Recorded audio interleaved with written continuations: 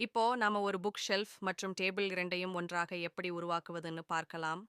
முதலில் புக் ஷெல்ஃபை உருவாக்குவதற்கு தேவையான மரத்துண்டுகளை எடுத்து சரியான அளவுகளில் இணைக்கிறாங்க. இது ஒரு 3D டிசைன் மாதிரி இருக்கு.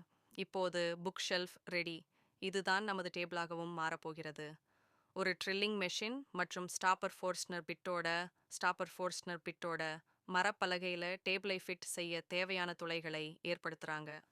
துளைகள் சரியான ஆழத்தில் இருப்பதை உறுதி செய்த பிறகு ஸ்பூன் ஹிஞ்சை பொருத்துறாங்க. இப்போது இந்த டேப்லை புக் ஷெல்ஃபின் மீது சரியாக பொருத்துறாங்க. டேப்லை மூடிய நிலையில் இது ஒரு புக் ஷெல்ஃபாக மட்டுமே தெரியும். ஆனால் திறந்ததும் இது ஒரு பெரிய டேபிளாகவும் பயன்படும். இந்த டேபிளை பயன்படுத்தும் போது புக் ஷெல்ஃப் அதற்கு ஒரு துணை பலகையாகவும் செயல்படும். டேபிளின் அடியில் ஒரு மடிக்கக்கூடிய சப்போர்ட்டை பொருத்துறாங்க. இது டேபிளை உறுதியா வச்சுக்கும். இது ஒரு நவீன வடிவமைப்பு. சிறிய இடங்களுக்காகவே சிறப்பாக உருவாக்கப்பட்டுள்ளது.